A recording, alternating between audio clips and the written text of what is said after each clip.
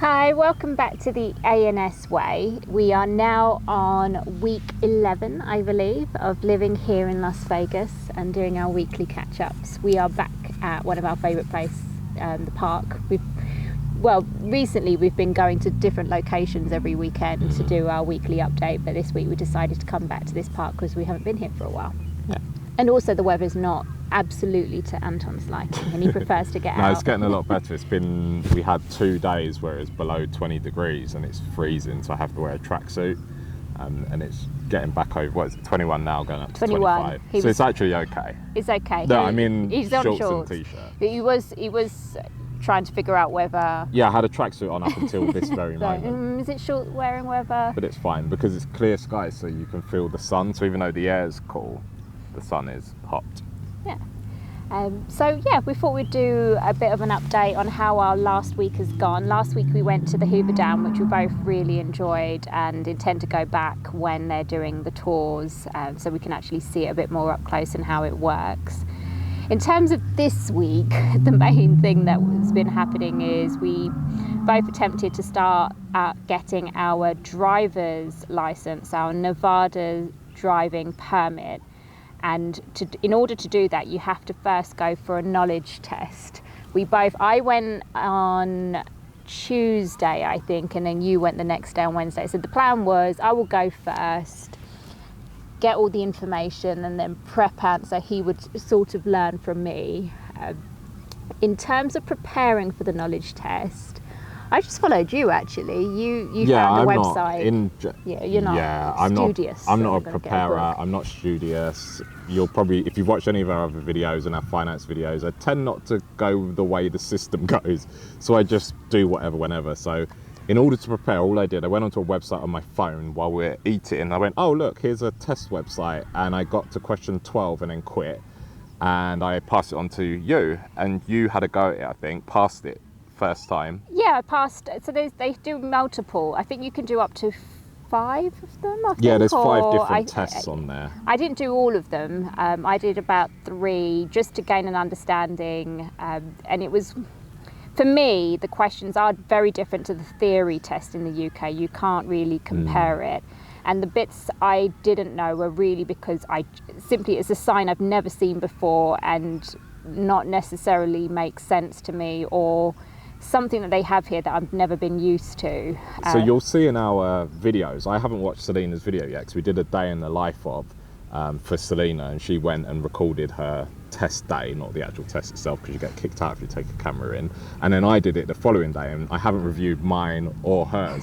So you'll probably see how that went. What I would say about the US knowledge test is it is more appropriate for driving, and it might seem a little weird compared to the UK because ours seems very specific over road signs and various different braking distances. Code and less scenario based. Their one is purely, every single question is asking you, are you going to pick the safest option here? For example, if your car is disabled or broken down, how many tires should you have off the road?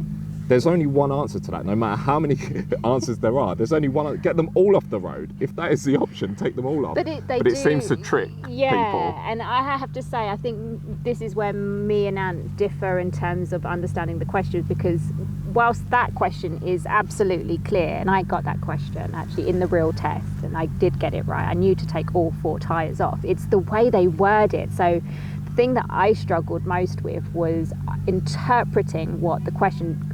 Number 1, your car is disabled. How many tyres do you get off the road? Just the whole structure of the question for me. Makes perfect sense to me. Yeah, it makes sense to him. I just thought that was really bizarre. So in my day in the life of, I do share, so I've finally done a day in the life of me, much awaited, but I share my day working from home, how that typically goes. But then in the afternoon, I go over to the DMV office. In that video, I do share the website that we used to practice for the knowledge test, but also how to book it, the DMV website, and a little bit about that process. In terms of what actually happened, I had my appointment for 3:30 in the afternoon, 3:30 in the afternoon, got there on time. It was pretty smooth. Within I don't know, within 10 minutes I was in the section to do the knowledge test. So they take your payment, check that you have to prove that you're a resident of Nevada, and they check your ID that you qualify. So they checked my visa, I-94 and my utility bills, and that was fine. And then off I went to do my test. And there's 25 questions, you're only allowed to get 5 wrong. And as soon as you get the 20 right, or the 5 or the 6 wrong in this case, that's it, the test is over. In my case, I failed. It was going actually very well. It started off fine, and you'll see in the video when Ant puts that up. For me, initially, the questions were super easy, so I actually was going through it. The biggest struggle was that the touch screens didn't always work, so you either had to double tap or do some sort of way of tapping it to get it to do your answer. But easy answers, and then the questions I didn't know, I really didn't, as in I had no idea, and that's where I struggled, and then I failed. So I have not passed my knowledge test in Nevada. So for people like Selena who are more studious, the reason they're studious is because they have to be. For me, I overthought it, I think. I overthought certain questions. But I feel that that's pretty much how people go through life. People stress about GCSEs and SATs, and they're overthinking it when it'll count for nothing in the end. Although I just passed my GCSEs in one day I did not study for my GCSEs. Exactly, that's my point. But I didn't study for this either. That's my point. And I failed both. Well, I failed with that. But yeah, so I passed, but kind of on the day I wish I didn't. You'll see it because I was furious when you see my video. He had a wonderful DMV experience. I had to then record another part of the video the following day because I knew I was too angry in the part when I left. I won't go into all of it because you'll see it in that video, but effectively, if you pass, you are now in the hands of the DMV, and everything you've heard, the jokes that are played, are absolutely true. It's a 4.5 hour process to just get them to give you the slip that allows you to get your driver's permit. But it's not even it's the instructor's permit, so you still need to go for your skills test. So you're only part way through. Yeah, I'm only part way through. The skills test I'm hoping is going to be a bit easier. But anyway, you can watch that in the video. But for me, no practice, just in for the test. And I don't know if I mentioned it in there, the test was anywhere from, I think I said it was about 6 minutes. It was anywhere from 4 to 6 minutes. Yeah. Because the whole process, start to finish, I think took me 15. That's including checking in, going to the second check-in bit, paying, doing the test, and then getting the slip that allows you to wait the following 4 hours was the whole thing. I had no idea that was going to be such an ordeal for Anne, and I was kind of glad I failed.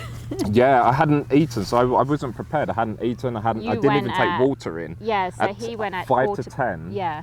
5 to 10, and I left there at 14:36, I think, in the end. And I didn't realise you weren't allowed to leave the building. So I had water in the car because I was expected to be maybe an hour. And I asked, can I come back? And he said, no. He said, if you go out, that's it. You can't come back. You have to book. And at the moment, it's a 3-month wait to get back in. So they had a water fountain, but it's obviously not the same. No food because I shut the canteen due to COVID. So if you go to the DMV, take water and take snacks and food with you. Do not go in without some sort of sustenance to keep you going through the next hours. And I also don't plan on practicing my driving because we're driving. Yeah. So if you're already a driver in another country, I mean, you're probably going to get it fairly easily. The only reason I would say it isn't worth failing here is because of the wait times. If you only had to wait a day or two, I'd say just go take the test, learn what parts you struggle with, and learn that from the test, go and learn those, and then just go back in and do it. However, you're going to have to wait 3 months for a retest. So. Yeah, so for me, I had the option of either coming back on the Saturday and queuing that morning, and they hand out a certain amount of tickets for walk-ins to do my knowledge test again, or booking again. So I just booked for 3 months. So I'm not really that fussed about getting it super quick. So I'll go back in August and then do the 4 hours in the DMV, assuming I pass, of course. Yeah, otherwise another 3 months. Another 3 months. Anyway, enough about that.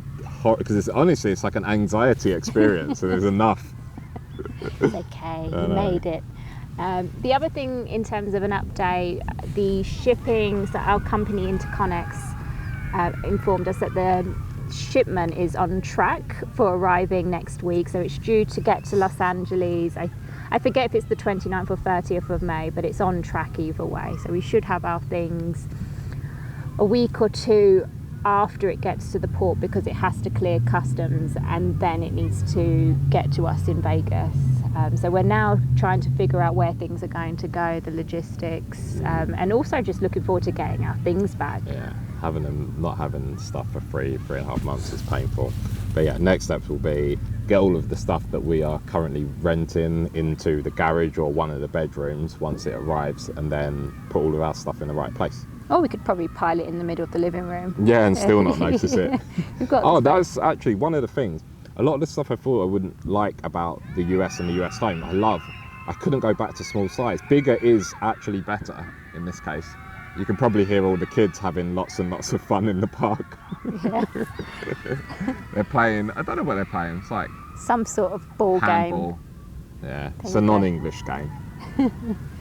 But yeah, I really enjoy the space. I don't think I could go back to anything under about 2,500 square foot now. We're used to it. You get very used to it very quickly. I love the pool, the outdoor covered patio area. I use it every single day. Not the pool, because I only use that when it's over about 28 degrees, but outdoors every day, multiple hours. So I'm beginning to understand why the Americans live the way that they do. The other thing that's changed after 2.5 months of being here is our food spend. When we first got here, we initially were eating out pretty much every day. Multiple times a day.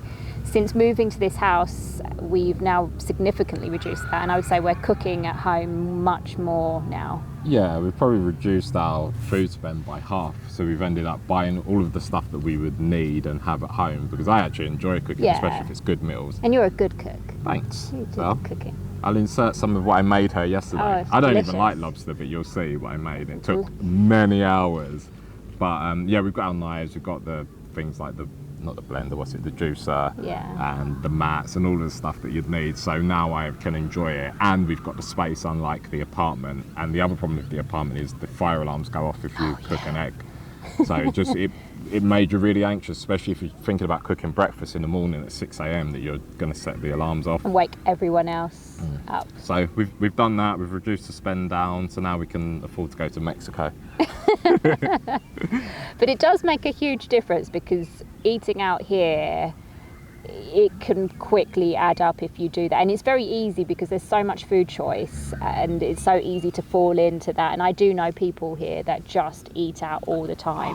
One of the only popular Asian food group types, ways of eating that we hadn't had, strangely, up until now, was hot pot. Oh yeah, we had, yeah. And we'd intended many times to go to hot pot, and for various reasons it hasn't quite worked out. And we managed to find a really, really good hot pot 2 days ago.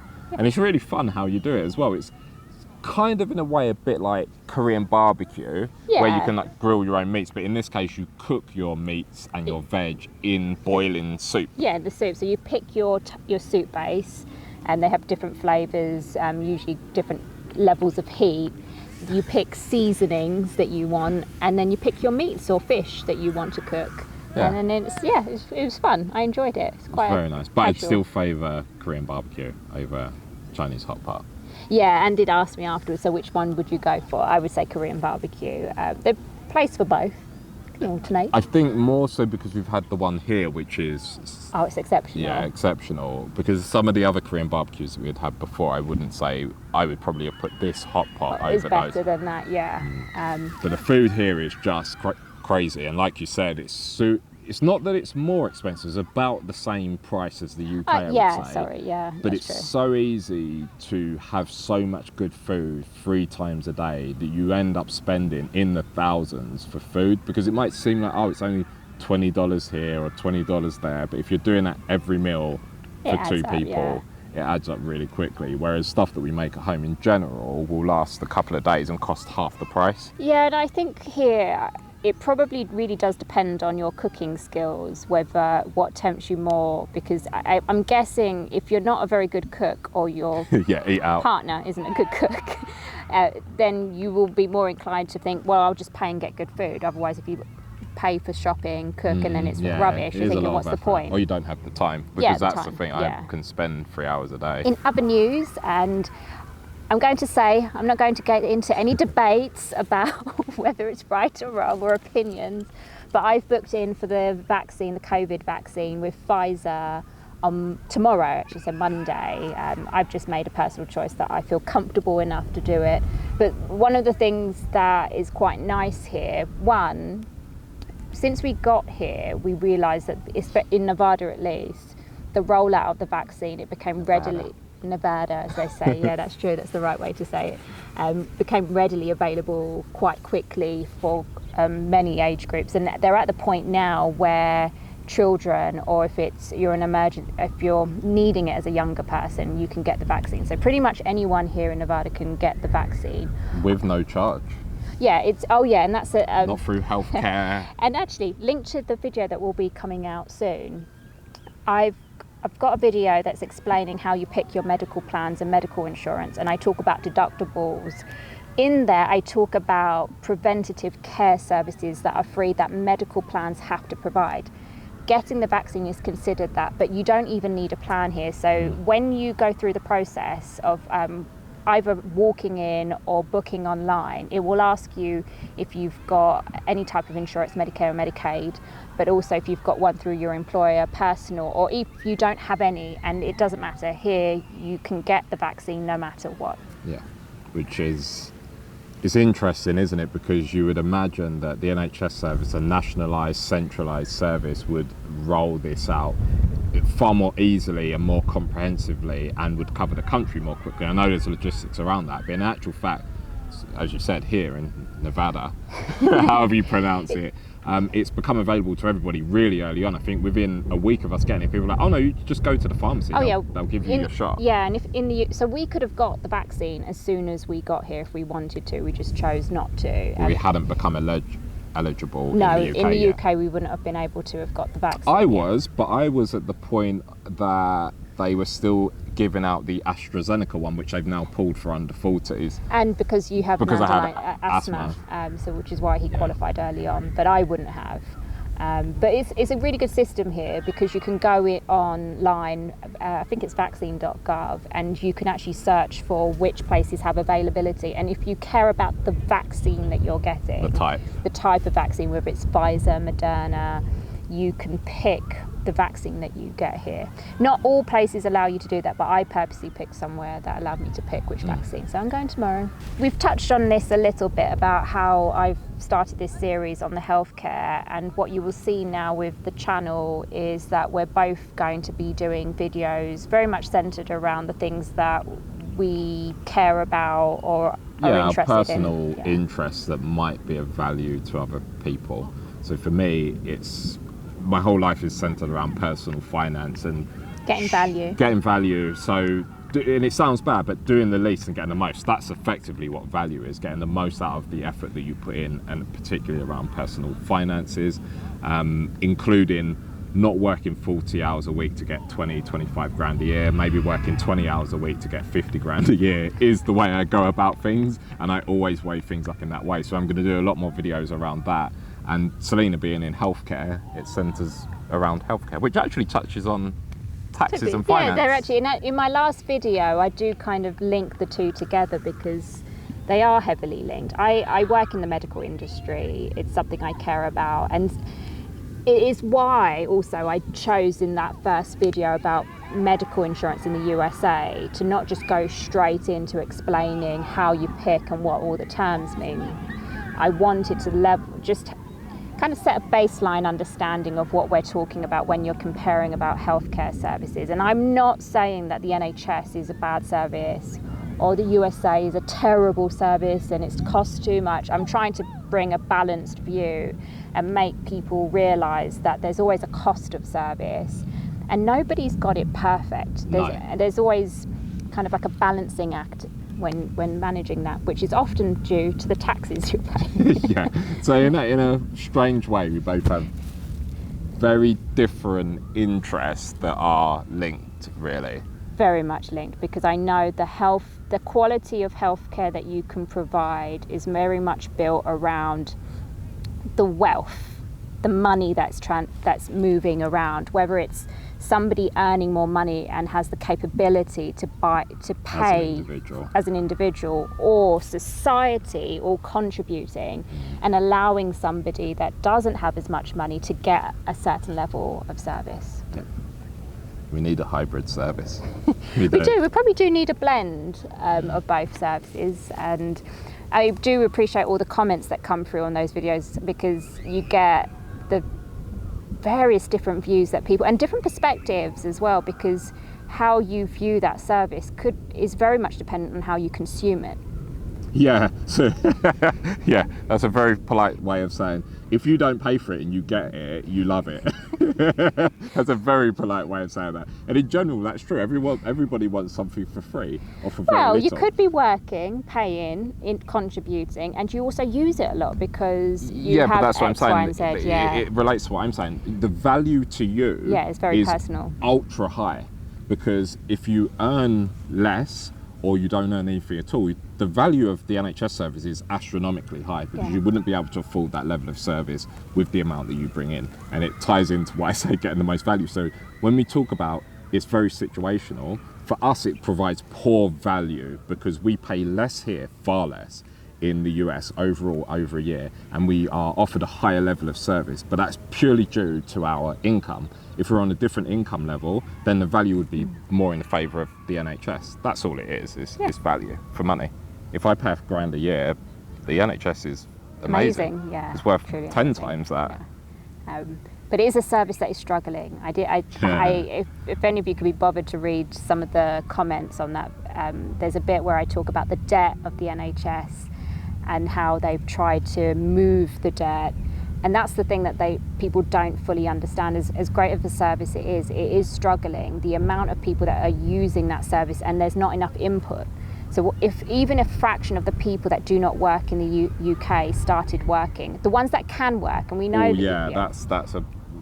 when we're saying people not working, this doesn't mean to say we're saying people that are on benefits. This also includes people outside of working age, so below working age and above working age, because when you retire, you're relying on the fact that you've put enough into the system and people continue to put into the system. This isn't about people on benefits or not able to work or disabled. This is just literally about the case of working age and able to work, and the people that fit outside of that category.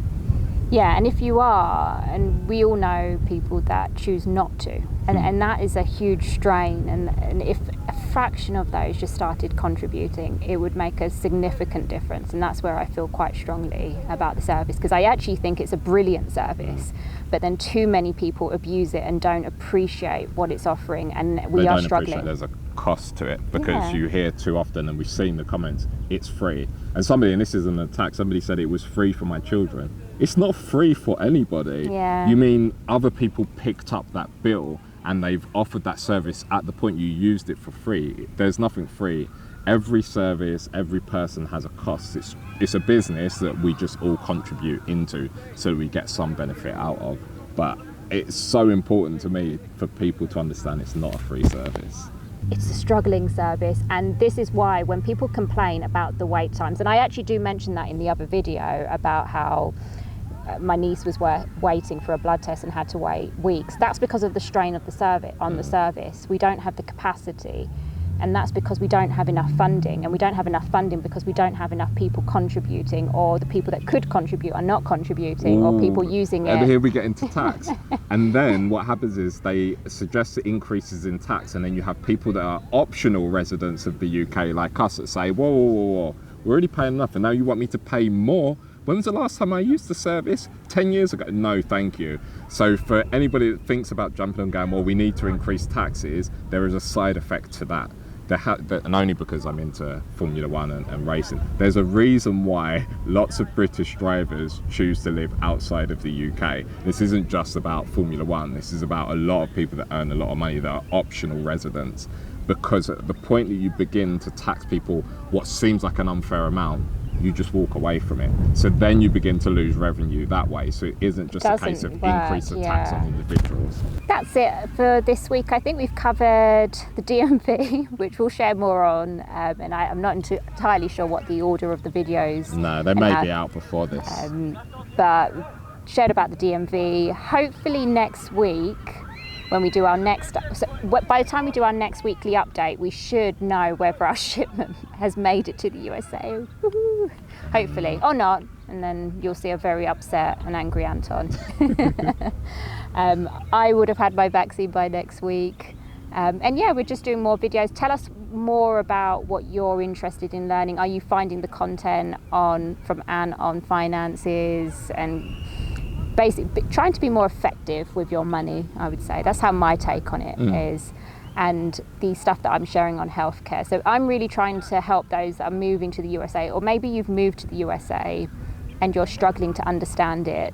Let me know what you're interested in, and anything else that you want to know. If you haven't subscribed, because Anton doesn't want to ask anymore, please do subscribe. Keep the comments coming. We always set time aside to respond to everyone. And I did say to Ad, I feel like our comments have turned into a bit of a forum of discussion at times. Yeah, they are. Particularly, you can tell, especially around tax and healthcare and stuff like that. Something we really care about. But please do continue commenting. If you haven't hit that like button today, please do.